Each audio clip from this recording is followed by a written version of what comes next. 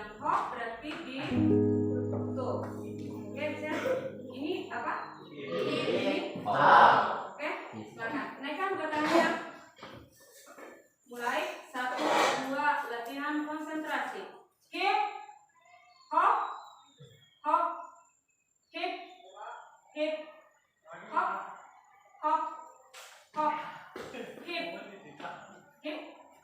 hop. Oke, ada satu yang salah. Mungkin Anda kurang konsentrasi karena puasa ya. Oke, tidak apa-apa. Tetap semangat walaupun hari ini kita berpuasa, karena ini merupakan juga cara Anda untuk bisa bertahan adalah dengan bagaimana tetap konsentrasi dalam keseharian kita ya. Anak-anakku sekalian, pada hari ini kita akan belajar tentang apa materinya? Tentang kedudukan titik, garis, dan garis.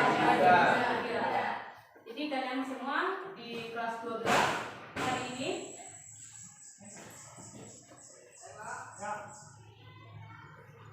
kalau menjadi ini minta maaf dulu, saya lagi ujian Pak.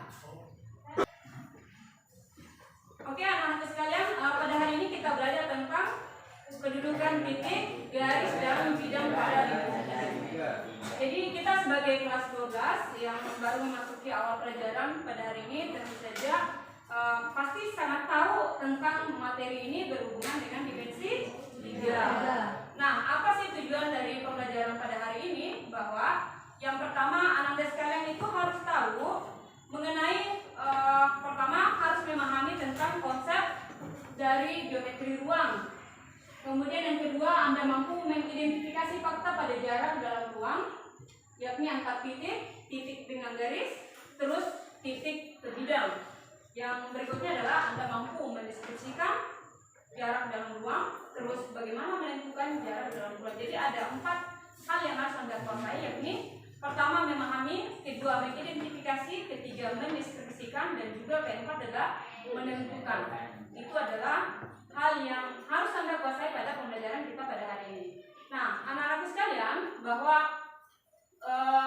mengenai dimensi 3, Ibu mau bertanya dulu ya tentang materi prasyarat kita untuk memasuki materi ini. Di depan Anda sudah ada beberapa benda, ya kan? Ayo, siapa yang bisa menyebutkan ini benda apa namanya? Berbentuk apa? Benda yang berbentuk balok. Ayo, siapa yang bilang tadi balok? Ya, Sastri, benar. Ini apa tadi? Balok. Kenapa Anda bisa bilang ini balok? Memiliki ruang, satu. Yang kedua, apanya yang tidak sama? Sisinya. Oke, apanya adanya? Panjang sisinya tidak sama. Paling tidak satu sisi yang tidak sama maka bisa disebut sebagai balok. Kalau sama semua apa namanya? Kubus. Mantap. Nah, yang ini, ayo, angkat tangan siapa? Iya. Kelompok di depan. Ini apa namanya? Tabung. Apa itu pengertiannya tabung? Memiliki alas dan dia juga punya atap ya.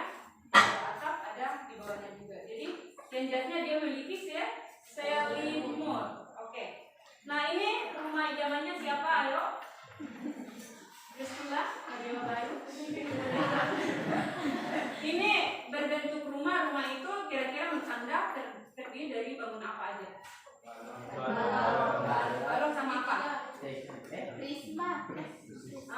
Prisma. Yang mana prisma? Atapnya. Jadi jangan salah, rumah kamu terbuat dari dimensi 3. Anda pun dimensi 3. Jadi ini ada balok dan di atasnya adalah prisma. Digabung jadinya rumah. Alasnya berbentuk persegi apa? Panjang. Persegi panjang.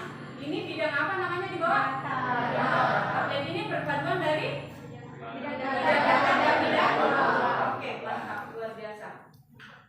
Nah, hadirin sekalian, anak-anakku, pada hari ini kita belajar dengan model problem based learning. Artinya nanti Ibu harus membagi Anda dalam beberapa kelompok belajar ya. Dan juga Ibu sudah mengirimkan semalam di grup tentang materi yang akan kita bahas pada hari ini. Silakan dicek masing-masing dan Anda akan terbagi dalam beberapa kelompok sesuai dengan minat Anda masing-masing. Mungkin ada yang minatnya dia membuka YouTube, oke silakan. Ada yang suka dia cuma baca aja, boleh. Terus ada yang dia combine, buka YouTube juga dan buka materinya sendiri, langsung di buku kreatif juga bisa. Nah, sebelum masuk di area belajar kelompok sebentar, saya bahas dulu sejenak materinya. Jadi perhatikan tentang pengertian dari dimensi 3. Dimensi 3 adalah bangun yang memiliki ukuran yang ukurannya itu ada 3. Ada panjangnya, ada lebarnya, dan ada tingginya. Terus kemudian ada 2 bangun ruang ya. Tadi kita sudah bahas bangun ruang sisi datar dan bangun ruang sisi lengkung. Untuk bangun ruang sisi datar seperti apa? Kubus. Yang ini juga limas masuk apa? Sisi datar juga. Apaan yang datar itu kira-kira? Sisi atasnya. Kalau melengkung, maka disebut sisi lengkung. Kira-kira contohnya mana? Tahu. Apalagi satu? Ada lagi yang lain? Bola, betul. Ada lagi? Tidak. Oke, bola Anda berbentuk? Sisi lengkung apa bukan? Bahasa matanya pakai Pak jadinya ya. Oke, kita masuk di konsep dulu. Definisi dari titik, garis, dan bidang. Nah sekarang, kalau di kimia ada dinamakan atom. Atom itu adalah bagian terkecil dari sebuah partikel. Nah, di matematika juga ada bagian terkecil dari semua bidang, semua gambar yang ada disebut sebagai titik. Jadi titik itu adalah oke, satu orang. Faat. Ya, apa? Titik merupakan komponen bangun ruang yang tidak berbentuk dan tidak mempunyai ukuran. Jadi ada garis merahnya di sini ya. Yang pertama tidak ada bentuknya dan tidak ada ukurannya. Jadi bangunan yang tidak memiliki dimensi. Jadi ada bangun yang tidak ada dimensinya, cuma satu titik, ya titik. Siapakah yang membuat titik? Maka dia telah membuat sebuah bangun yang tidak berbentuk. Nah, kemudian apa noktanya? Dia biasa disebut dalam matematika itu dengan menggunakan huruf besar. Jadi kalau dituliskan titik seperti ini, dia harus kesepakatannya pakai huruf besar. A, B, C dan seterusnya. Itu terserah Anda. Nah, kemudian untuk garis itu adalah apa? Garis. Ya, misal sebelah sana. Ya, apa? Apa itu garis? Kumpulan titik-titik garis tidak memiliki tidak memiliki batas dari kiri dan dari kiri atau ke kanan. Oke, sudah cukup. Berarti yang paling penting garis bawahnya di sini adalah kumpulan dari titik-titik. Apa maksud dari kumpulan? Kumpulan itu berarti lebih dari satu. Jadi minimal ada berapa titik? 2. Kalau ada 2 titik, maka bisa terbentuk satu garis. Dalam satu garis ada berapa titik? Tidak. Tidak terhingga banyaknya, luar biasa. Jadi tidak terhingga banyaknya ya, tidak bisa dihitung. Tapi di antara 2 titik bisa dihubungkan jadi satu. Di antara 2 orang yang berbeda jenisnya bisa terjalin jatuh cinta. Lanjut. Kemudian untuk bidang itu adalah dia memiliki luas tidak terbatas. Jadi kalau bidang itu lebih dari berapa? Misalnya ada garis 1, garis 2, garis 3, maka terbentuk apa? Segitiga. Jadi bidang paling sederhana adalah segitiga karena terbentuk dari 3 garis. Kalau garisnya 2 bisa nggak terbentuk? Tidak. Yang terbentuk cuma susur. Oke? Jadi bidang terbentuk minimal 3 garis yang tidak kolinier. Maksudnya tidak kolinier, tidak segaris itu garis. Karena kalau garisnya segaris, maksudnya 1, 2, 3 itu enggak terbentuk apa? Jadi minimal ada 3 garis yang tidak segaris, maka bisa terbentuk bidang. Oke, seperti itu. Nah, kemudian kedudukan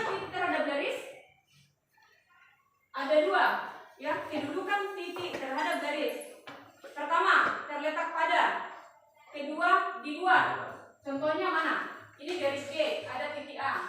Kemudian garis B, titik A-nya ada di luar. Berarti yang di bawah disebut di luar garis.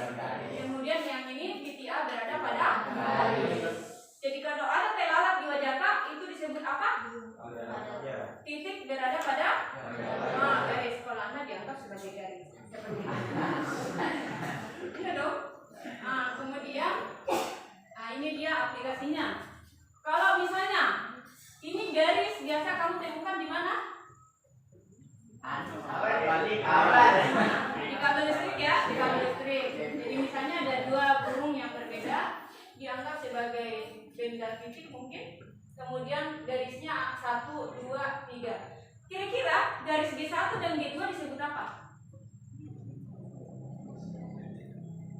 Apa? Oke, benar sekali Rifat. Itu namanya sejajar. Kemudian burung yang pertama berada di garis G1. Oke. Jadi ada yang berada pada garis dan ada yang di luar garis. Kira-kira menurut Anda ini burung B berada di mana terhadap garis G3? Di dalam? Di luar atau di luar? Dia di luar karena dia di sebelah bawah ya. Kemudian kedudukan titik terhadap bidang juga ada dua, berada pada dan berada di luar. Oke, berada pada dan berada di luar. Contohnya ini apa tadi? Balok. Kalau saya taruh benda di sini, maka ini berada di luar. Kalau di sini di luar. Jadi Anda semua berada di mananya balok ini tadi? Di luar. Bagus. Dan seterusnya untuk materinya Anda bisa ulik sendiri. Sudah saya kirimkan di grup. Untuk temuan materi tersebut Anda bisa lakukan secara berkelompok. Bisa dikerjakan. Jadi ini saya bagi kelompoknya ya.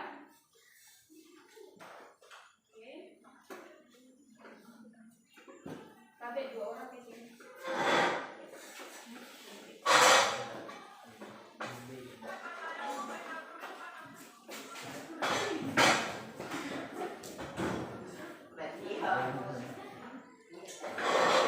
Gabung di sini. Ayo.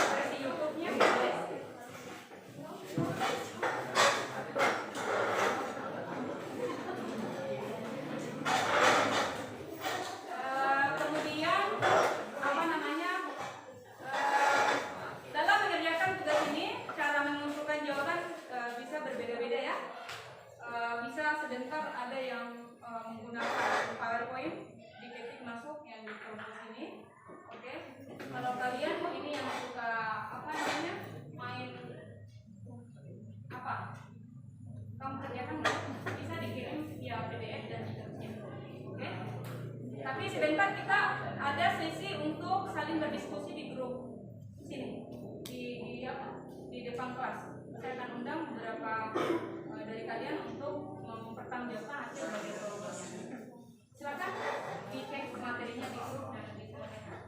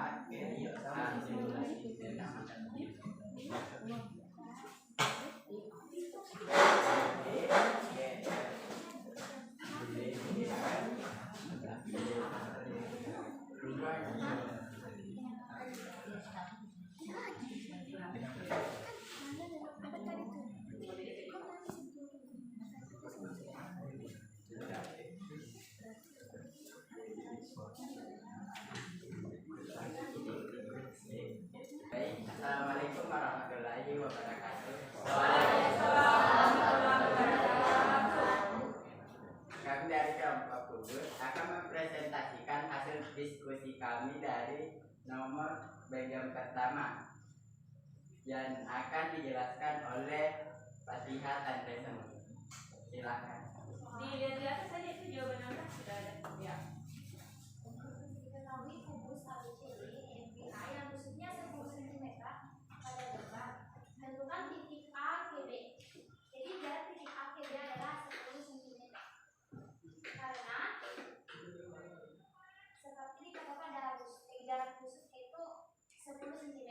Sedangkan titik A ke C ialah 10 akar 2 karena rumus pada diagonal sisi yaitu A akar 2. Jadi sisi akar 2 titik A ke G yaitu 10 akar 3 karena pada diagonal ruang adalah sisi akar 3 jadi 10 akar 3. Sedangkan titik A ke I yaitu 5 akar 6 dengan memakai rumus Pythagoras. Lanjut ke titik A ke K yaitu 5 akar 6. Titik A ke titik J yaitu 5 akar 2 seperti pada Titik A ke J adalah 5 akar 2. Oke. garis A dengan garis AB yaitu 10 akar 2. Untuk garis AB ke HG adalah 10 akar 2. Ada yang tidak sama? Ada yang mau bertanya? Silakan. Ada yang mau bertanya bagian mana?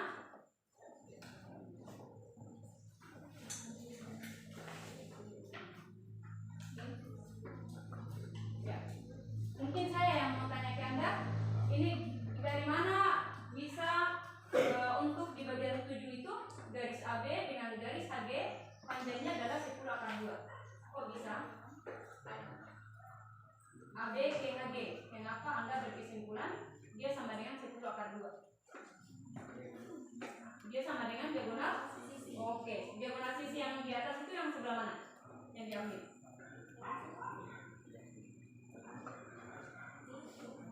B apa? BG atau AH? AH. Oke.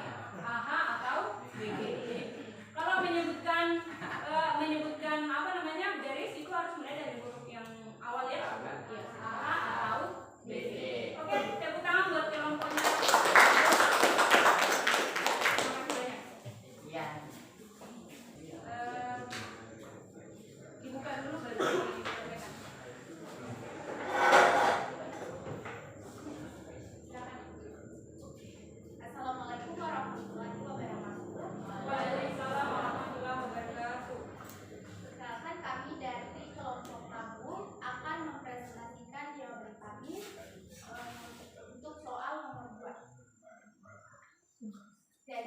pada soal diketahui bangun kubus yaitu ABCDEFG dengan rusuknya 6 cm. Jadi semua panjang rusuk karena kan bangunnya dalam kubus, jadi rusuknya itu semua sama panjang yaitu 6 cm.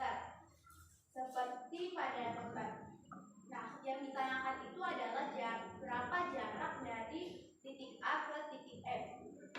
Nah, titik A dan titik F ini, titik A ke titik F ini dia merupakan diagonal sisi. Kalau diagonal sisi itu rumusnya adalah rusuk akar 2. Jadi bisa kita dapatkan kalau rusuknya 6 kemudian dikalikan akar 2 berarti 6 akar 2.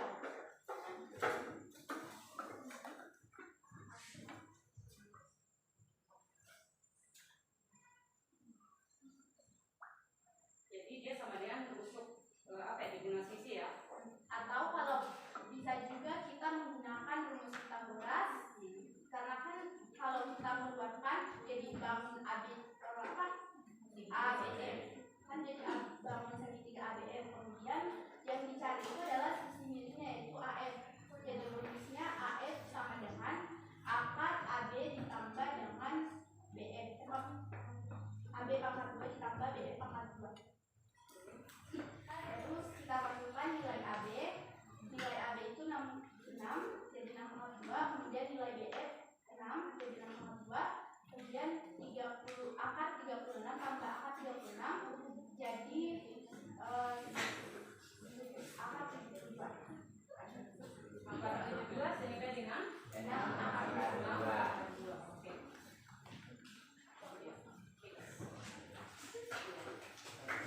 Sekian dan terima kasih. Assalamualaikum warahmatullahi wabarakatuh. Wah, luar biasa. Ini tadi model PDF dan ini model langsung, sama-sama hebatnya. Ini tadi jelas banget ya. Jadi Notakia penjelasan langsung ditranslate dalam bentuk kalimat. Biasanya kalimat dulu baru ditranslate. Gambarannya dulu baru ditranslate. Oke. Kelompok terakhir. Ayo. Yang moderator. Ya, oke. Assalamualaikum warahmatullahi wabarakatuh. Waalaikumsalam warahmatullahi wabarakatuh. Kami dari kelompok Balok akan menjelaskan mengenai materi dimensi 3. Soal nomor 2, ya, kepada pembicara kami persilakan dengan umum.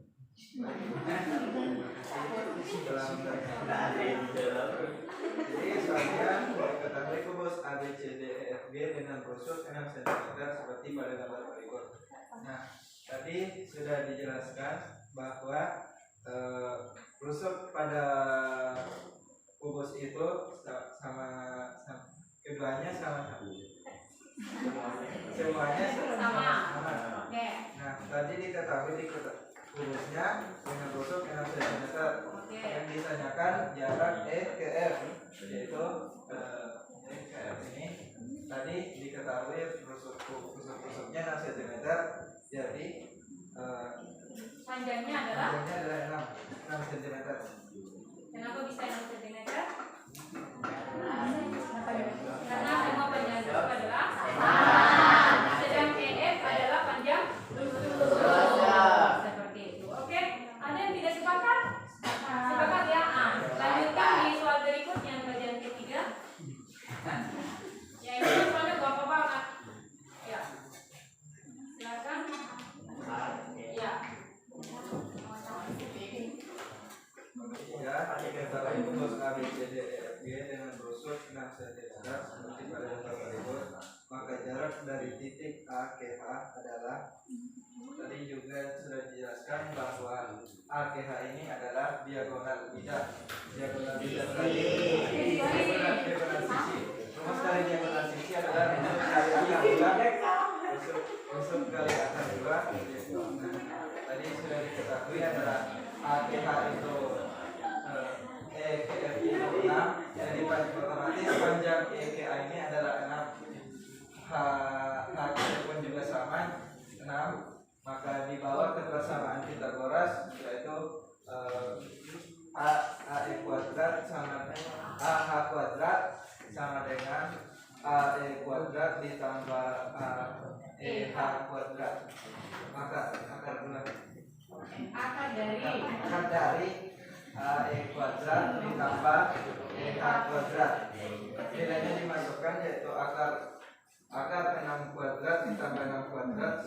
dengan akar 36 ditambah 36 menghasilkan akar 72. Akar 72 disederhanakan jadi 6 akar 2. Oke, hebat, luar biasa. Tepuk tangan. Assalamualaikum warahmatullahi Sebelum turun, saya mau tanya dulu.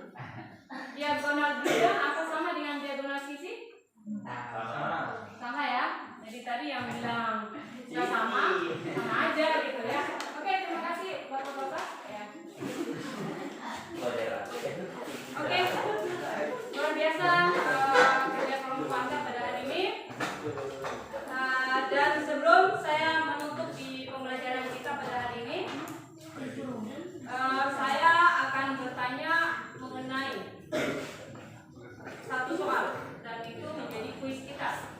Saya kirimkan di grup, Anda kerjakan sekarang juga dan kirimkan juga langsung lewat kuisis, oke? Anda kerjakan, ada di grup. Oke, 5 menit aja waktunya. Ya. Oke?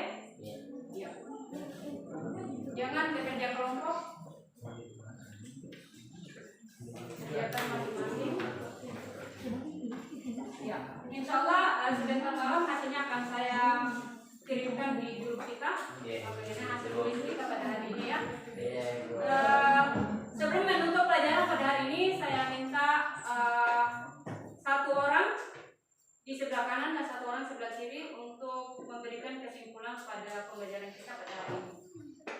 Oke, Adelia, silakan.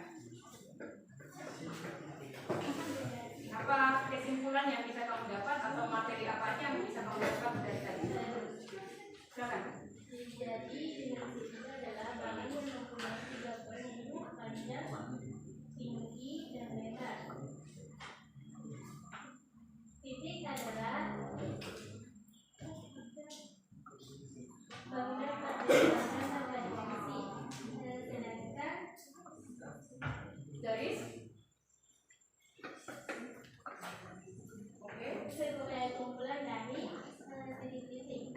Sedangkan bidang adalah Terbentuk dari minimal minimal 3 garis yang tidak kolinear. Oke, itu saja. Tepuk tangan buat Adelia. Itu di sebelah kanan diwakili oleh Arniati, silakan. Iya.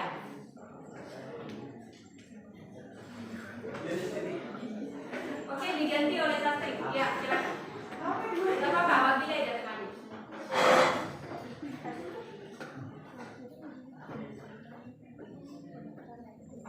Jadi kesimpulan pada materi dimensi 3 Bahwa dalam menentukan jarak itu bahwa dalam menentukan jarak ada menggunakan aturan apa? Pitagoras. Pitagoras. Oke. Satu lagi di belakang. Silakan. Siti Rahma, silakan. Apa yang kamu dapat pada hari ini dari pembelajaran kita?